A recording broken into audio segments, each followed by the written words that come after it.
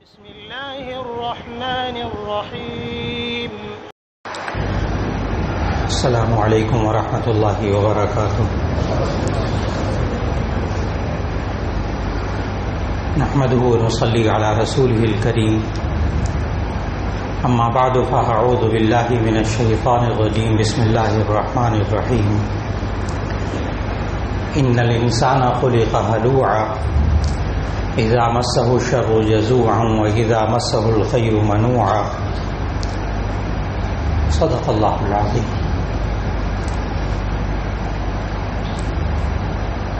اللہ رب العزت نے انسان کو بنایا، اس کے اعضاء کو بنایا، اس کی سوچوں کو بنایا، اس کے دماغ کو بنایا، اس کے اعصاب کو بنایا. اس خالق سے زیادہ انسان کے ذہن کو، اس کے دماغ کو، اس کی اعصابی طاقت کو اس خالق سے زیادہ کوئی نہیں جانتا.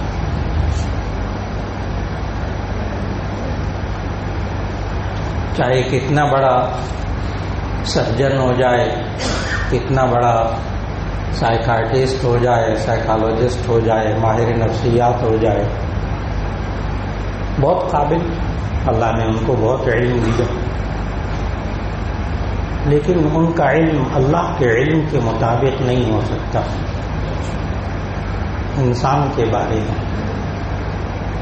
اس لیے جو اللہ ہدایات دے انسان کو، اس میں شک کی گنجائش نہیں ہے، اس میں دو رائے کی گنجائش نہیں ہے.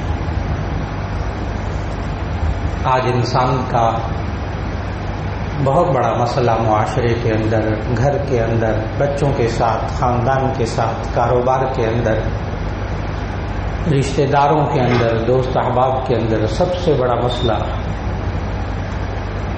جس کا اللہ تعالیٰ نے سورۃ المعارج کی ان آیات میں ذکر کیا. ابھی آپ کے سامنے اللہ تعالیٰ نے توفیق عطا فرمائی تو سورۃ المعارج کی آیت نمبر 19، 20 اور 21 کی تلاوت کی اللہ نے توفیق عطا فرمائی. اللہ تعالیٰ نے ان آیات میں فرمایا کہ ان الانسان خلق ہلوعا، بے شک انسان کو ہلوع پیدا کیا گیا ہے.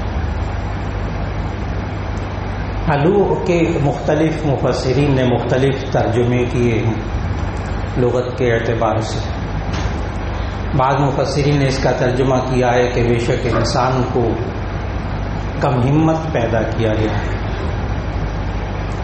بعض مفسرین نے لکھا کہ ان الانسان خلق ہلوعا، اس انسان کو بے صبرا پیدا کیا گیا ہے. ایک مفسر نے اس کا ترجمہ لکھا کہ بے شک انسان کو چھوٹے سے دل والا پیدا کیا گیا. آپ یہ سارے مفسرین کے ترجمے لے لیجئے تو ہلوع کا مطلب سمجھ میں آ جائے گا کہ خالق یہ کہہ رہا ہے کہ بے شک اس انسان کو چھوٹے سے دل والا، کم ہمت، بے صبرا پیدا کیا ہے. اور اگلی دو آیات میں خالق نے پھر یہ بھی بتایا کہ یہ کیونکہ اللہ نے پیدا ہی اس کو ایسا کیا ہے، بے صبرا، کم ہمت، چھوٹے سے دل والا. خالق کہتے ہیں میں نے بنایا ایسا، اس کی وجہ سے یہ کرتا کیا ہے آگے دو آیات میں اللہ نے بتایا. اذا مسہ الشر جزوعا واذا مسہ الخیر منوعا. اذا مسہ الشر جزوعا، جب اس کو تکلیف پہنچتی ہے، شر پہنچتا ہے، دکھ پہنچتا ہے، کوئی نقصان ہو جاتا ہے، جانی مالی نقصان ہو جاتا ہے، کوئی عزیز فوت ہو جاتا ہے، جزوعا یہ شور مچاتا ہے. جزوعا جزا فضا کرتا ہے، واویلا کرتا ہے، سنبھالنا مشکل ہو جاتا ہے. کاروبار میں نقصان ہو گیا تو یہ شور مچاتا ہے، کوئی اور نقصان ہو جائے تب یہ شور مچاتا ہے، بچوں سے کوئی معاملہ ہو جاتا ہے تو نقصان ہو جاتا ہے تب شور مچاتا ہے، پورے خاندان کو سر پہ اٹھا لیتا. کم ہمت ہے، چھوٹے سے دل والا، بے صبرا.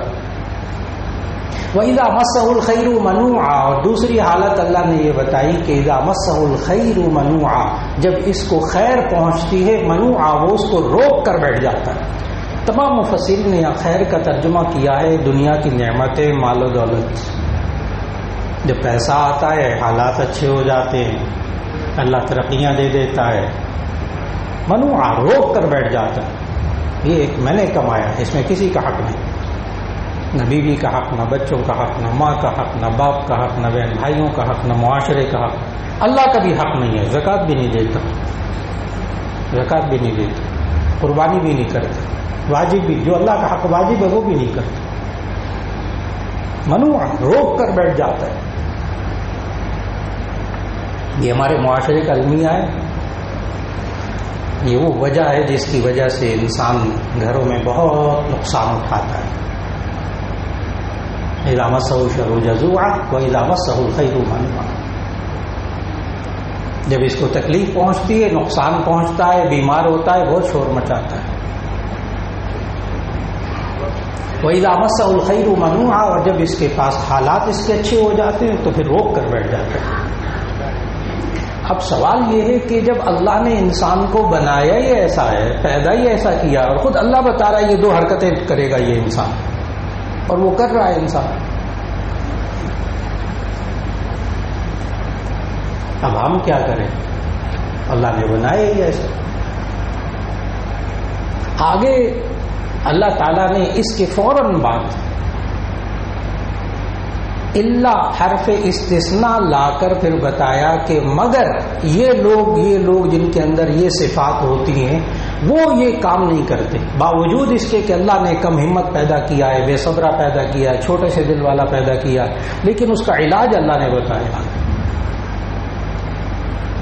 پھر یہ انسان کیا کرے جو اس کم ہمتی سے نکل جائے، بے صبرے پن سے نکل جائے، اس کا دل بڑا ہو جائے، برداشت اس کے اندر آ جائے۔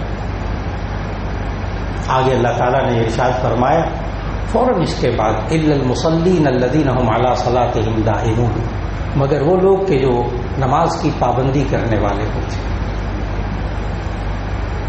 خالق کہہ رہا ہے، میں نے پھر عرض کیا کہ یہ کسی مفکر کی سوچ نہیں ہے، کسی ماہر نفسیات کی، کسی ڈاکٹر صاحب کی سوچ نہیں ہے، یہ تو اس نے بنایا ہے انسان کو، اس سے بہتر کوئی علاج نہیں بتا سکتا۔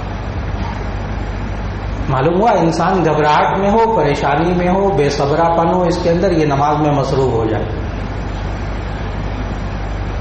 اور عجیب بات بتاؤں، میٹرک کے امتحانات ہو رہے ہیں، یہ بات ہمارے بچوں، میٹرک کے بچوں کو اور میٹرک کی بچیوں کو بھی یہ بات پتہ ہے، جب پیپر شروع ہونے لگتے ہیں نا، نماز 5 وقت آخری پیپر تک پتہ ہے ان کو بھی، وہاں جا کے کچھ ملتا ہے تب ہوتا ہے نا، ورنہ کیوں اپنا وقت ضائع کرے گا مصلی بچھا کر نماز پڑھنے میں؟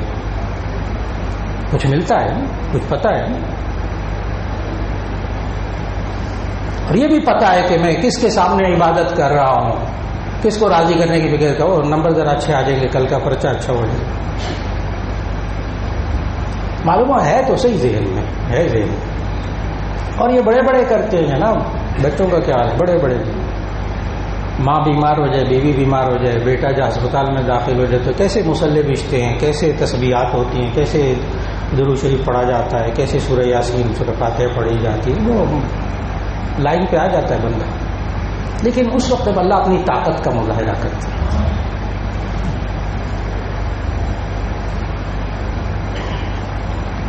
الا المصلین الذین هم علی صلاتهم دائمون، باہمت وہ شخص ہوتے ہیں جو نماز کی پابندی کرتے ہیں۔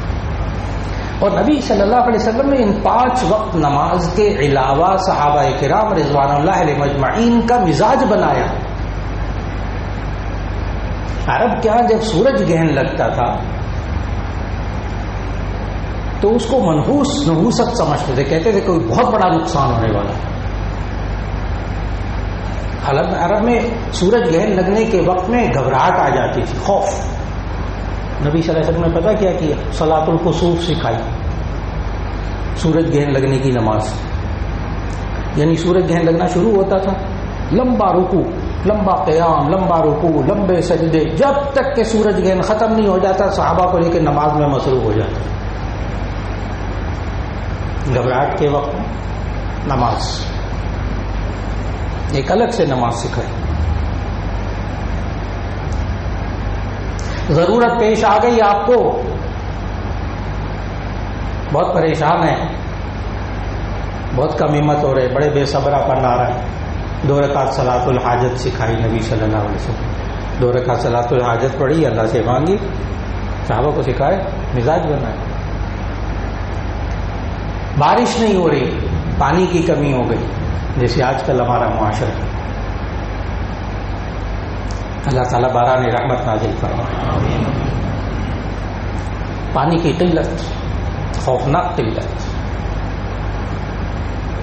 وہاں مدینہ میں بھی ہوتی تھی خوفناک قلت پانی, بارشیں بھی کبھی کبھی, قحط سالی کا خدشہ ہوتا تھا. اب پریشانی آئی, بڑی گھبراہٹ ہو رہی, نبی صلی اللہ علیہ وسلم نے صلاۃ الاستسقاء سکھائی, بارش طلب کرنے کی نماز. کھڑے ہو جب بارش میں, وہ بھی میدان میں, مسجد نبی میں میدان میں نکل کر صلاۃ الاستسقاء, بارش طلب کرنے کی نماز.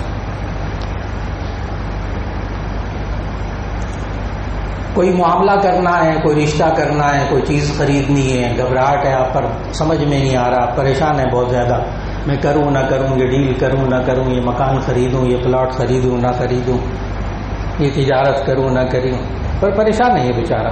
یہاں شادی کروں کہ نہ کروں, رشتہ کروں کہ نہ کروں اپنے بیٹی کا, بیٹے کا. نبی صلی اللہ علیہ وسلم نے پتہ کیا سکھایا؟ صلاۃ الاستخارہ. 2 رکعت پڑھو, اللہ سے مانگو, جس میں خیر ہوگی وہ اللہ کر دے گا.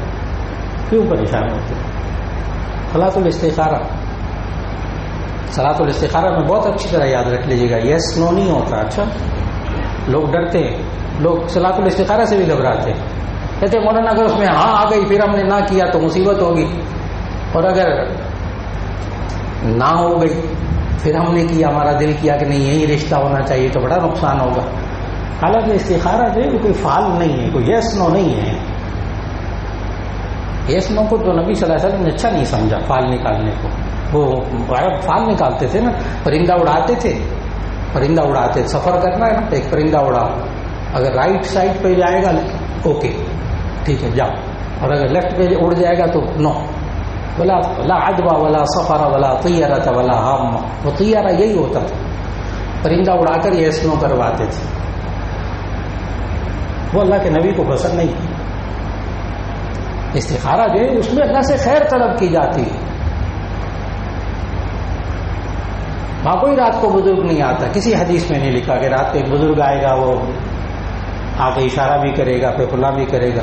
لوگ گھبراتے ہیں استخارہ کرنے سے, حالانکہ خود کرنا چاہیے استخارہ. لوگ کہتے ہیں مولانا صاحب آپ استخارہ کریں, حالانکہ مولانا صاحب کے جذبات وہ کیسے ہو سکتے ہیں جو آپ کی سوچ ہے, آپ کو سب اونچ نیچ پتا ہے, آپ استخارہ خود کیجیے. نبی صلی اللہ علیہ وسلم دوسرے سے استخارہ نہیں کرواتے تھے, خود کرتے تھے.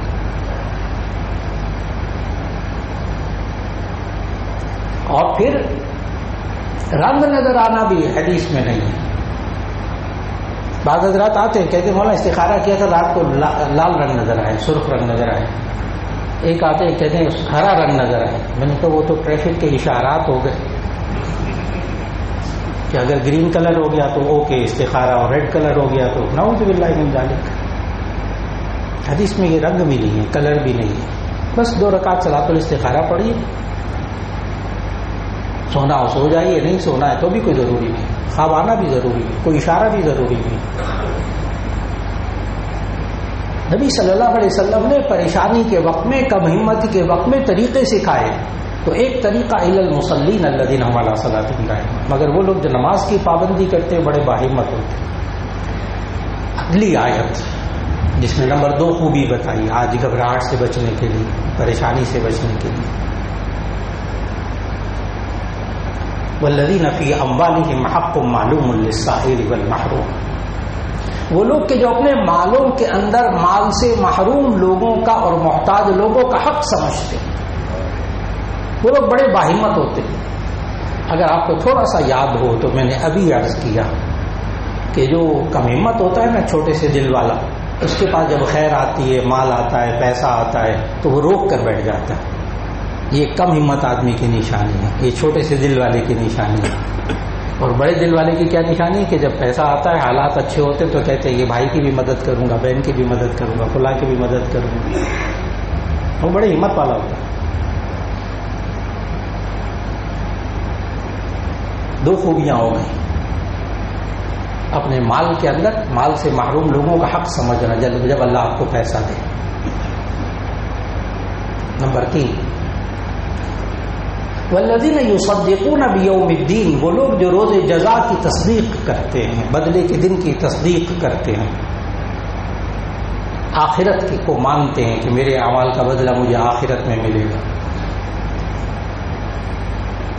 اس لیے کہ جب انسان کسی بہن کی مدد کرتا ہے، بھائی کی مدد کرتا ہے، کسی چچا زاد بھائی کی مدد کرتا ہے، طویل عرصے مدد کرتا ہے اور اسے کبھی خیر نہیں پہنچتی نا، تو بیوی بھی کہتی اپنے بھائی کی مدد کرتے رہتے ہو، کبھی اس نے تمہیں سلام کیا ہے، کبھی خیریت پوچھی ہے، کبھی تمہاری بیماری میں کام آیا ہے، دکھ درد میں کام آیا، مرتے ہو جا کے اسی کو پیسہ دیتے ہو، پھر انسان ہل جاتا ہے اندر سے جناب، کہتا ہے واقعی میں تو بڑا بے وقوف نہیں ہے یہ انسان۔ یہ انسان اگر اس بات کی نیت رکھے کہ میں اس لیے مدد کرتا ہوں اپنی بہن کی، اپنے بھائی کی، معاشرے میں کسی شخص کی، تاکہ اس کا اجر اللہ مجھے آخرت میں دے، تو پھر یہ انسان مایوس نہیں ہوگا۔ مایوس تب ہوتا ہے جب انسانوں سے توقع لگا کے رکھتا ہے، جب اللہ سے توقع لگاتا ہے پھر مایوس نہیں ہوتا، اللہ دے گا اس کے اعمال کا بدلہ۔ ان اللہ لا یضیع اجر المحسنین، اللہ تعالیٰ نیک کام کرنے والے کے اجر کو کبھی ضائع نہیں کرتا۔ ان اللہ لا یظلم الناس شیئا، اللہ تعالیٰ کبھی کسی پر کچھ ظلم نہیں کرتا۔ تو آخرت کے دن پر یقین رکھنا، بدلے کے دن پر میرے اعمال کا مجھے بدلہ ملے گا، پھر یہ انسان کا ہمت نہیں ہوتا، کوئی بات نہیں، اللہ نے مجھے یہ آزمائش دی ہے نا، بخار ہو گیا ہے، بیمار ہو گیا ہوں، آپریشن ہونے والا ہے، برا ہونے والا ہے، بیوی بیمار، بچے، کوئی بات، اللہ اس پر اجر دے گا مجھے اس کا علاج بھی کرنا چاہیے، برداشت بھی کرنا چاہیے، اور اس مسئلے کو، مشکل کو حل کرنے کے لیے بھی مجھے کرنا چاہیے، لیکن اس پر میں صبر کروں گا تو اس پر اللہ اجر مجھے آخرت میں دے گا۔ اتنا ہمت والا انسان ہو جاتا ہے۔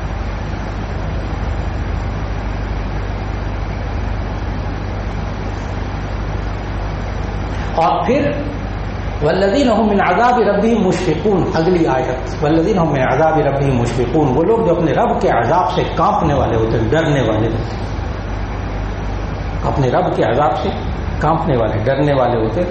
اللہ کہتا ہے وہ بڑے باہمت انسان ہوتے ہیں۔ یہاں اس عجیب سی بات کو آپ نے سمجھنا ہوگا، اس آیت کو سمجھنا ہوگا، اس لیے کہ ہمارے معاشرے میں جو بندہ ڈرتا ہے نا اس کو بزدل کہتے ہیں، ڈر گیا، کمزور دل، چھوٹے سے دل والا ہے، ڈر گیا۔ لیکن اللہ کیا کہتا ہے؟ اللہ کہتا ہے جو اللہ کے عذاب سے ڈرتا ہے وہ بڑا باہمت ہوتا ہے۔ کیوں؟ اس میں فرق ذرا ذہن میں رکھیے، فرق ذہن میں رکھیے گا۔ جو مخلوق سے ڈرتا ہے وہ بزدل ہوتا ہے، جو خالق سے ڈرتا ہے وہ بہادر ہوتا ہے۔ آج پوری امت مسلمہ جو بزدل ہوئی بھی ہے نا، وہ اس لیے کہ خالق سے نہیں ڈرتی، مخلوق سے ڈرتی، اس کو راضی کر، اس کو راضی کر، یہ نہیں ہوگا تو یوں ہو جائے گا، یہ نہیں ہوگا تو ہمارے سارے پیسے ہی بند ہو جائیں گے، اگر اس کو راضی نہ کیا تو یہ آ کر کار پر بمباری کر دے گا، وہ کھلا کر دے گا، اس کو راضی کرو۔ اللہ کو راضی کرنا نہیں، ذہن میں بھی نہیں، دور دور بھی نہیں۔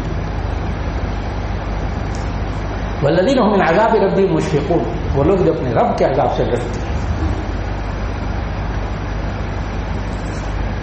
آج یہ انسان سود سے ڈرتا ہے، سود کو ختم کیا نا، یہ سود کو ختم کرنے سے ڈرتا ہے۔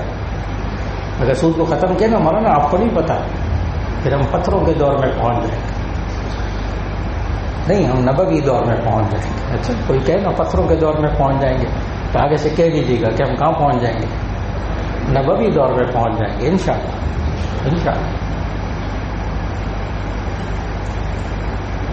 والذین هم من عذاب ربهم مشفقون ان عذاب ربهم غیر مأمون۔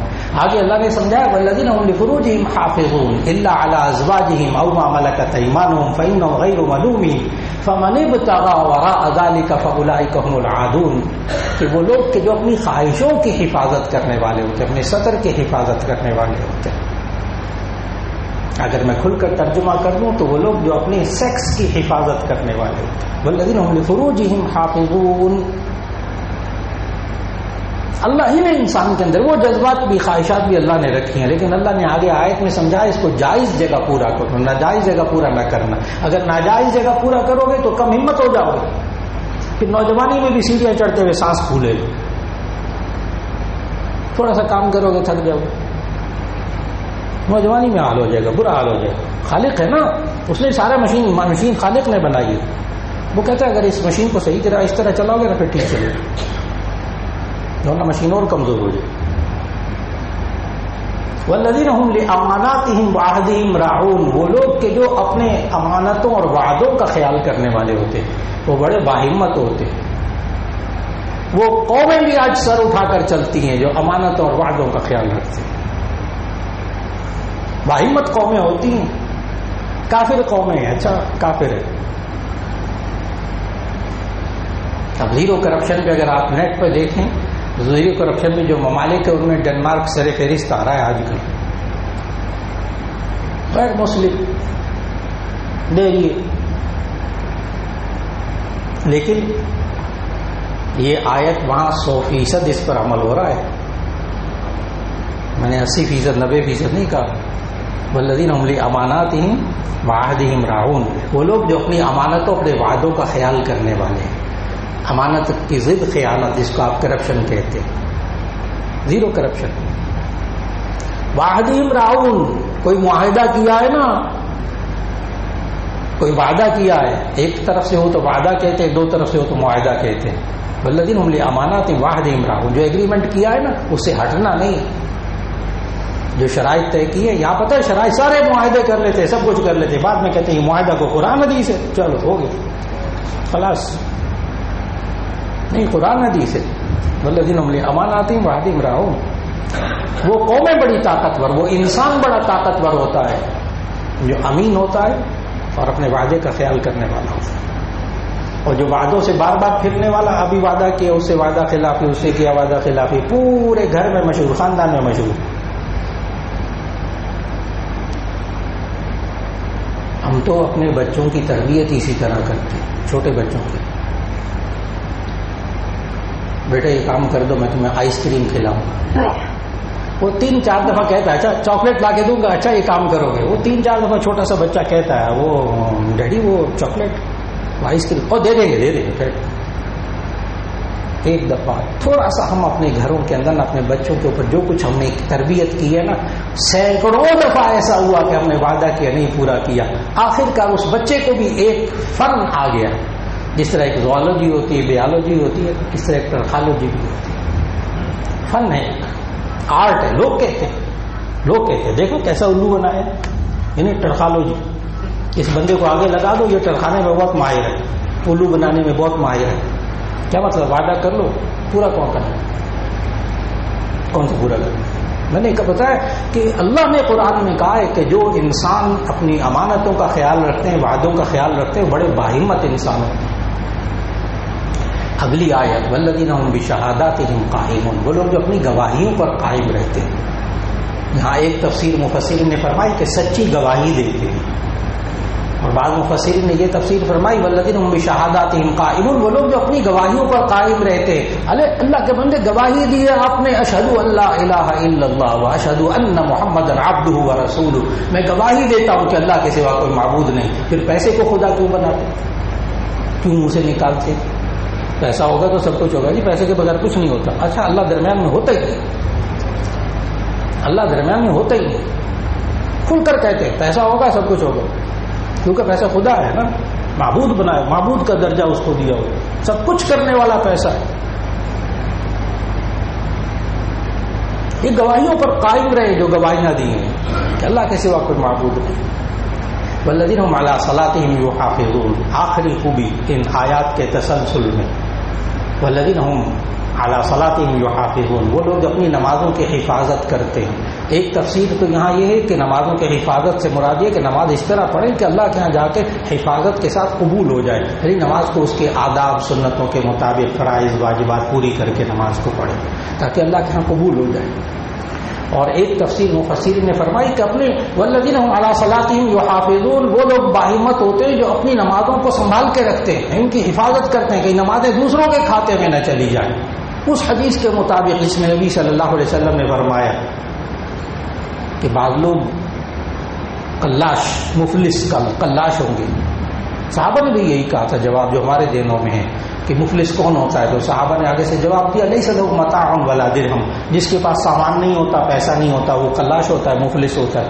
نبی صلی اللہ علیہ وسلم نے فرمایا نہیں، مفلس وہ نہیں ہوتا، مفلس وہ ہوتا ہے جس نے نمازیں پڑھی ہوں گی دبا کے خوب، ماشاءاللہ نمازیں پڑھی ہوں گی، روزے رکھے ہوں گے، عمرے حج کیے ہوں گے، لیکن آگے حدیث کے الفاظ وضرب هذا وشتم هذا وسب هذا وسفك دم هذا واكل مال هذا، لیکن کسی کا مال کھایا ہوگا، کسی کو گالی دی ہوگی، کسی کا خون بہایا ہوگا، کسی کی زمین پر قبضہ کیا ہوگا، آخرت میں جب جائے گا تو اللہ اس کے نیک اعمال اٹھا کر، نمازیں اٹھا کر دوسرے بندے کے کھاتے کو دے جس میں جس بندے کا حق مارا.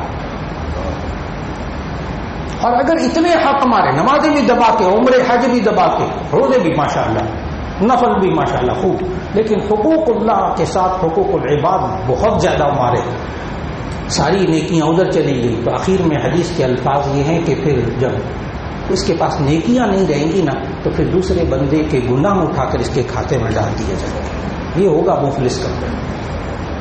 یہ آیات کا تسلسل جہاں مکمل ہوتا ہے نا، اس کے بعد آیت ہے آخری جو تلاوت کرنے لگا ہوں کہ جب اللہ نے پیدا ہی کم ہمت کیا ہے، بے صبرا، چھوٹے سے دل والا، لیکن یہ لوگ باہمت ہوتے ہیں، یہ لوگ باہمت ہوتے ہیں جو اپنی زندگی کو ان اصولوں کے مطابق گزارتے ہیں جو ان آیات میں بیان ہوئی. پھر پتہ ہے کیا ہوتا ہے آخری آیت اولئک فی جنات مکرمون، یہی لوگ ہیں پھر جنت میں ان کا اکرام کیا جائے گا. اللہ رب العزت ہمیں معاشرے میں رہتے ہوئے، اپنے گھروں میں رہتے ہوئے، اپنے خاندان میں، اپنے کاروبار میں، اپنے اداروں میں، اپنے حالات میں رہتے ہوئے کم ہمت بے صبرہ ہونے سے اللہ ہمیں بچائے رکھا. اور اللہ اس کم ہمتی کو ان اسباب کو اختیار، آج بھی کوئی انسان کم ہمتی محسوس کرے نا تو میں حوالہ عرض کرنے لگا ہوں کہ سورہ معارج کی آیت نمبر 19 سے لے کر آیت تک کی 35 تک کی تلاوت کی ہے ابھی. آیت نمبر 19 سے لے کر آیت نمبر 35 سورہ معارج. جب کبھی انسان باہمت ہونا تو ان آیات کو پڑھے اور دیکھے کہ کون سا پوائنٹ میری زندگی میں کم ہے، اس پر عمل کیجیے.